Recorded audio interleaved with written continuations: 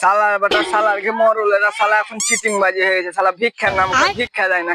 দেখি ওই মরলের বাড়িতে যায় দুটা বেশি ভিক্ষা গালা চাহাবো। ঠিক আছে দেখি আজি ভাই এখানে মরলের বাড়িটা কোনঠে একটু ডেকে দাও না।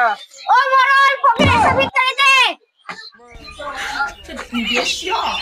কইজি মরল ভিক্ষা দাও।